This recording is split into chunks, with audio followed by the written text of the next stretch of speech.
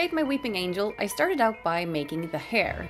And to do that, I used regular liquid latex, which you can get in any craft store, and regular baking wheat flour. I also used this headstand that I have poured liquid latex onto so that it really stands still when I work on it, and then just a bowl to mix everything in. Some tools that I'll be using is a regular fork just to mix everything together, and then I had different kinds of brushes laying around. I also had a palette knife and this little poking tool. I did, however, end up using my hands and fingers as the main tool to create this, but these are good tools to have when you're doing this kind of project. And to protect my clothing, I wore my Iron Man apron.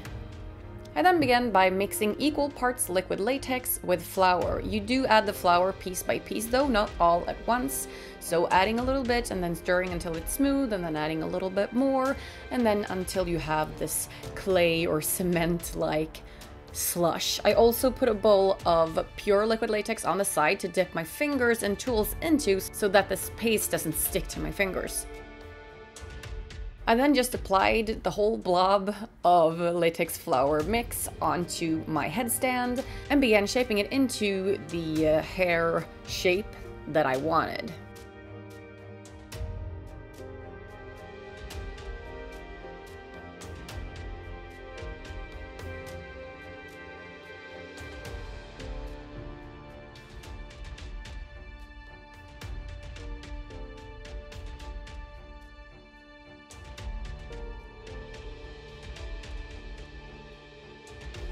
I did this in 2 sets. First, I did the front of the hair, and then once I was happy with the way that was shaped, I repeated the process for the back and sides of the hair as well.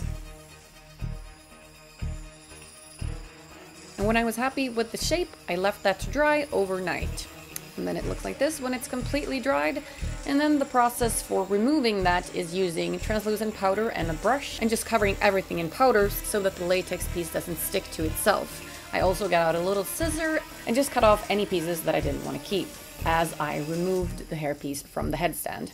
So you kind of pull a little bit on the latex and then you go in with more powder, you pull a little bit, go in with more powder. This is a long process, but it's important to do it thoroughly so that your prosthetic is not ruined. Because if it sticks to itself, it's never gonna let go. So powder and more powder. Once it was off, I used that scissors to cut off any little pieces that I didn't want to keep. And then it was time for a test. So putting this on, and I wanted my ears to be on the outside for this. So yeah, this fit me perfectly, and I didn't have to do any more adjustments after that. It looks really weird when it's not painted, but yeah. So for the paint job, I'm using white and black Krylon Aquaproof airbrush makeup. And I'm using my airbrush to apply this. This is a fantastic way to paint prosthetics. So I just did this in layers using various shades of gray to make sure that it doesn't look flat. I also did lots of highlights and shadows on there.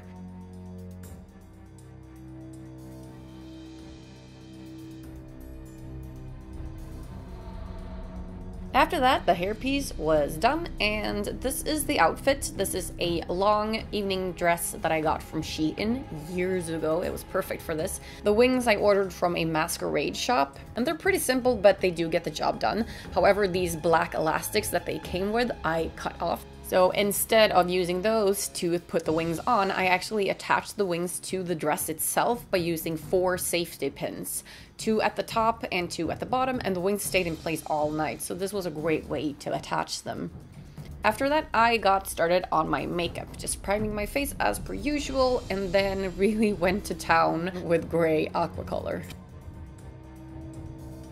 Making sure to cover my ears and everything. My friend Annika was nice enough to help me reach in the neck and back because it was really hard for me to see. After that, I put my completed hairpiece on. The look is really starting to come together now. Just making sure that no skin is poking through. And then just adding a little bit more paint where I feel like I'd missed out. And then putting the dress with wings on.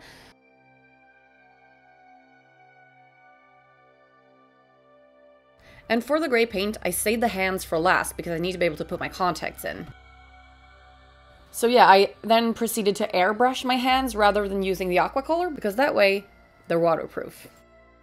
Then it was time for the contacts. I'm using these solid white ones, which meant that I could not see a damn thing, but they really get the job done for the characters. I was very happy with those. Then finishing off airbrushing the hands, and then my look was completed. I freaked out some of my friends during the evening. It was a lot of fun being a weeping angel. I love Doctor Who, and these creatures are so freaking scary. So yeah, I had lots of fun with this. I hope you guys enjoyed this tutorial, and stay tuned for a little peek of the party and decorations. Just saw Santa Claus! Oh my god! This is the welcome drink that we served to all our guests when they arrived. It's a poison apple sangria, and there is carbonated ice in there. We have that every year for our Halloween party. That's what you saw me and my friend go get in the previous clip where we were in the car.